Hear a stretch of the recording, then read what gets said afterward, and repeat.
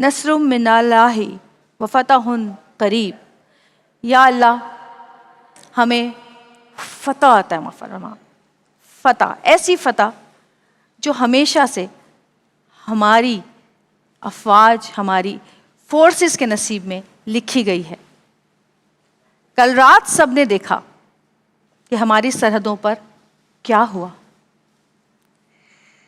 جمعے کا دن، مبارک دن، رمضان کا مہینہ، افضل مہینہ، افضل دن، افضل عبادت جو کہ جمعے کے دن کی جاتی ہے، اور ہمارے پیارے ملک کی سرحدوں پر کیا گیا حملہ.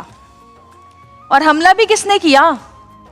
حملہ بھی ان لوگوں نے کیا کہ جن کو ہمیشہ ہم نے اپنا مسلمان بھائی سمجھا، ہمارا مسلمان ہمسایہ ملک. چلیں دشمن حملہ کریں، کافر حملہ کریں، سمجھ میں آتا ہے. مسلمان مسلمانوں پہ حملہ کریں، یہ کیا بات ہوئی؟ ہمیں آج بھی یاد ہے کہ جب 1979 میں افغانستان کے خلاف جنگ چھیڑی گئی تھی تو سب سے پہلے پاکستان ہی تھا جو آگے بڑھا تھا، جس نے اپنے مسلم بھائیوں کو دشمنوں کے عطاب سے بچایا تھا. یہ بھول کر کہ 1980 میں پاکستان کو 1980 تک افغانستان نے تسلیم نہیں کیا تھا. جب پاکستان وجود میں آیا تو اس کے بعد 1980 تک افغانستان نے پاکستان کو تسلیم نہیں کیا. لیکن اس کے باوجود جب روس نے افغانستان پہ حملہ کیا تو ہمارے فوجی بھائی تھے یہ جو آگے بڑھے اور اس کو بچایا، دشمنوں کو منہ توڑ جواب دیا. اور صرف یہی نہیں، اس کے بعد پاکستان کی سرحدوں کے دروازے افغان بھائیوں کے لیے کھول دیے گئے اور ان کو ہاتھ کھول کے اپنی باہوں میں لیا گیا. مجھے آج بھی یاد ہے، میں بہت چھوٹی تھی، شاید ضیاء الحق کا دور تھا، اور اس کے بعد ہم جگہ جگہ دیکھتے تھے کہ ہمیں ہمارے افغانی بھائی نظر آتے تھے. اور یہ ہمارا دل تھا، پاکستانیوں کا دل تھا.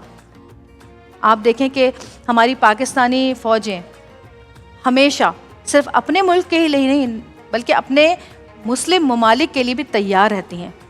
جب انہیں جہاں مدد کے لیے بلایا جاتا ہے یہ فوراً پہنچتی ہیں. لیکن پھر بھی کل رات یہ سب کچھ جو دیکھا، جو سنا،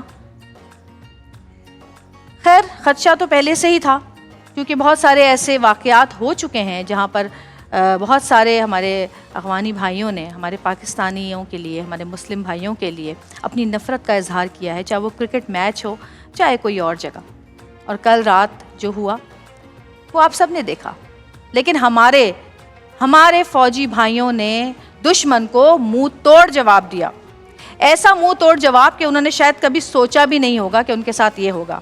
یعنی کہ 27 پوسٹیں تباہ کی، 9 پر قبضہ کیا اور پاکستان کا جھنڈا لہرا دیا.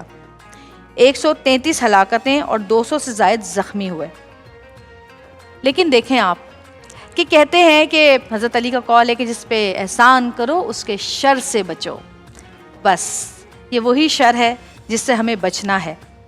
ہم تو دنیا میں سوچتے ہیں کہ ہمارے افغان بھائی ہیں، ہمارے جتنے بھی مسلم ممالک ہیں، ہم سوچتے ہیں کہ ہم سب مل کر ایک طاقت بنیں، ایک قوت بنیں اور کافروں کو منہ توڑ جواب دیں. لیکن ایسے حالات میں کوئی کیا کر سکتا ہے جب مسلمان ہی مسلمان کا دشمن ہو جائے؟ تو پھر ہم کیا کر سکتے ہیں؟